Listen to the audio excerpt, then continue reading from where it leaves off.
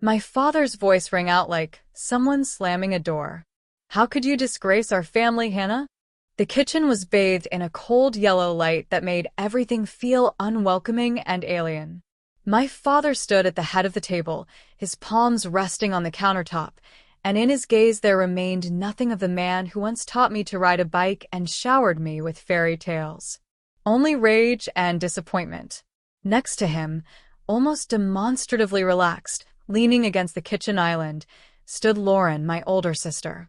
Her arms were crossed over her chest, her lips pressed into a neat line, and her gaze was attentive, appraising.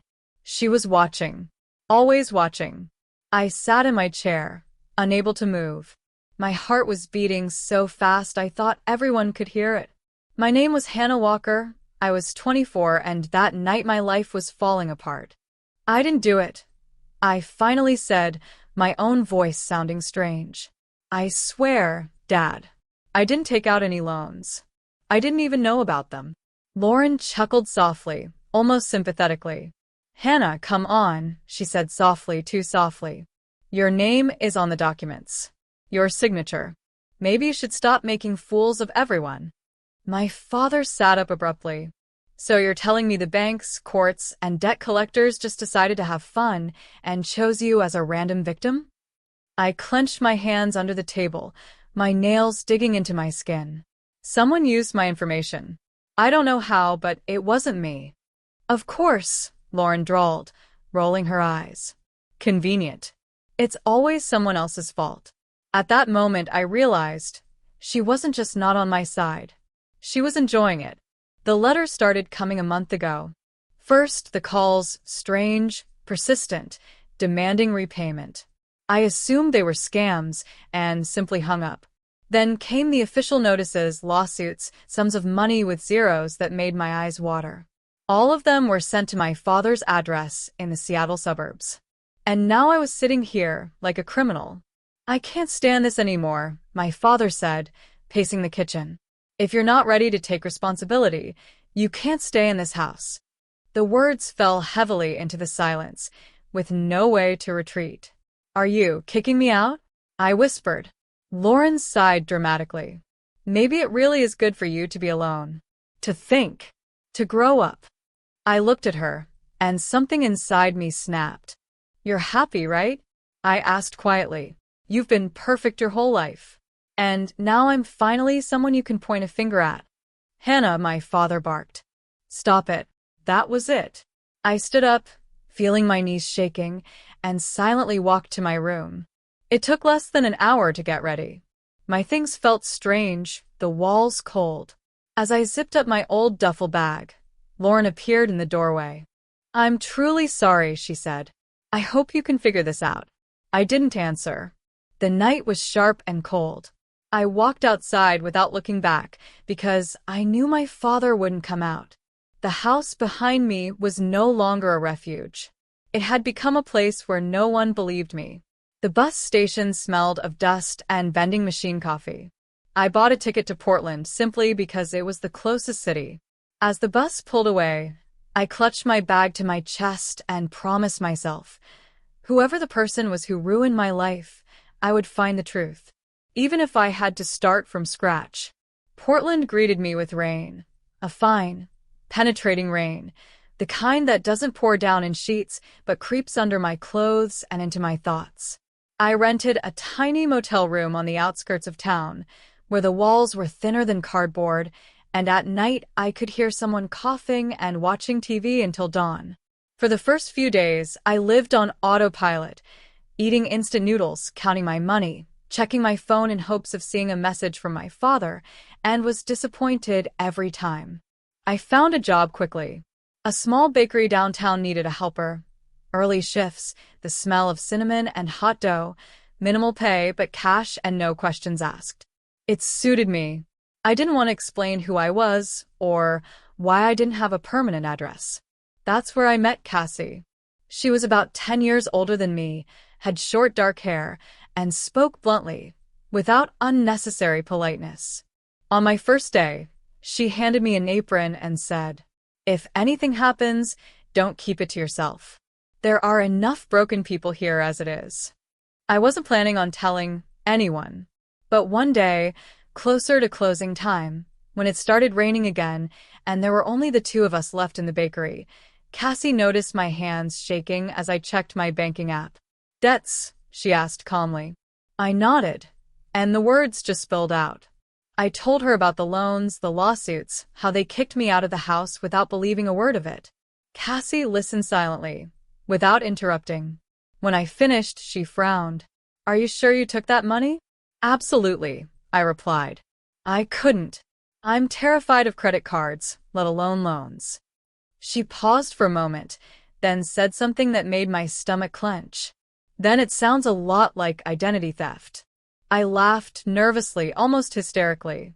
"It's too cinematic, don't you think?" "I think," she replied calmly, "that you underestimate people, especially those who know you too well." That evening, I pulled out the folder with copies of the documents I'd managed to take from home. I used to be afraid to look at them, as if they could definitively prove my guilt. But now I started reading them carefully. Dates, branch addresses, cities. Almost all the loans were issued in Sacramento. Sacramento, the place where Lauren had lived 2 years ago. She'd said back then that she'd left for work, for an internship at a marketing agency. I remembered how she'd sent me photos from cafes, bragged about her new dresses, and laughed at me for living a boring life. I started shaking. I started digging deeper, checking my email, old messages, social media. Lauren had always loved being the center of attention. She loved being in control. And suddenly, little details that had previously seemed insignificant surfaced. How she once asked for my passport for a minute. How she joked that with our resemblance, anything could be done. The next day, I went to the first credit office listed in the documents. My heart was pounding, but I forced myself to go in. The girl behind the counter smiled. "You again?" she said automatically. I froze. "Excuse me?" She looked embarrassed. "Oh, sorry. You just look a lot like the client who came in earlier." She turned the screen, and I saw a photo. My face. But not my expression. Not my smile. It was Lauren. I stepped outside, barely able to stand. The world swayed, as if after a blow. Everything I desperately tried to brush aside suddenly became all too obvious. I hadn't just been framed. I was being methodically erased, replaced by someone else. At that moment, I realized this wasn't just about money anymore. This was about the truth. And I wasn't going to run away anymore. After that day, I could no longer pretend to doubt. Too many things fit together, too neatly aligning the chain of events, in which my name became a convenient mask for someone else's greed. But suspicion alone wasn't enough. I understood. If I wanted them to believe me, my father, the courts, the banks, I needed proof, not emotion. I started small. Every weekend, I went to the addresses listed in the documents. Credit unions, microfinance offices, even one pawn shop. Almost everywhere, the reaction was the same: recognition. A casual familiarity, as if I were returning to a place I'd frequented. Some recalled conversations about the weather, others about moving in with family, and still others joked that I was too confident for someone with so many loans. Every time they showed me copies of the documents, something inside me snapped. The signature was almost perfect, but on closer inspection, it was a bit more sweeping than mine. The photo on the ID was my face, but with Lauren's subtle, self-assured half-smile. She always had a way of looking as if the world was hers. Cassie never left my side. She wrote down the names of employees, dates, took photos of screens whenever possible, and quietly said, "This is gold, Hannah. We can go far with this." But the hardest part wasn't gathering evidence. The hardest part was realizing that the person who knew me best had used it against me. I thought back to my childhood. How we'd slept in the same room, shared secrets, how Lauren always went first and I followed. Back then, it seemed natural. Now, it's terrifyingly symbolic. 2 weeks later, I made an appointment with a lawyer. His name was Michael Green, and he turned out to be a calm, attentive man of about 50 with a habit of listening until the end. His office was in an old brick building, and it smelled of paper and coffee. "If this is identity theft," he said, leafing through documents, "then you don't have to pay a cent. But you'll have to prove it wasn't you." "I can," I replied. "I have witnesses, cameras, city coincidences, and a person who looks like me." He looked up. "A close relative?" I nodded. "A sister." Michael sighed. "Then it won't just be a legal matter. It'll be a personal one."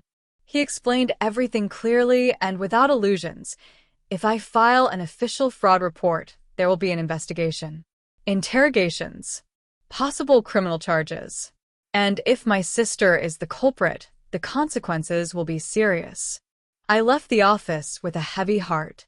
On the one hand, relief. I'm not crazy, not guilty. On the other, it was a choice I couldn't turn away from. Lauren always got away with it. But now my life was on the line. I knew that simply going to my father with the papers wasn't enough. He'd trusted her exclusively for too long. I needed a place where she couldn't leave, laugh it off, or change the subject. And then I remembered the family dinner on Independence Day. All the relatives were gathering at Aunt Mary's house in the Tacoma suburbs. Lauren was supposed to be there too. It was a risk, but also an opportunity. The last few days before the trip, I barely slept. I organized the documents, made copies, wrote out a timeline of events. Cassie helped, checking everything over again. "You're doing the right thing," she said that evening as we sat on the floor, surrounded by papers. "Even if it hurts." "I'm scared," I admitted. "Not for myself. Because after this, nothing will ever be the same." She looked at me seriously. "Is it the same now?" The night before leaving, I stared at the ceiling for a long time, imagining Lauren's face when the truth came out. I didn't know if it would be relief or a final break. But one thing was certain. Silence was no longer an option.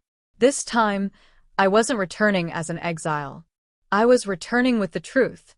Aunt Mary's house was decorated with flags and garlands, and the yard smelled of grilled meat and sweet barbecue sauce. Independence Day was always an excuse for our family to get together, to pretend we were friendly and happy. This time, the atmosphere seemed especially false. When I entered the yard, conversations died down for a second. I felt it immediately. The tension, the glances, the whispers behind my back. Some turned away, others looked with poorly concealed condemnation. The rumors had traveled here faster than me. My father was standing by the table with drinks. He saw me and frowned, as if he couldn't believe his eyes.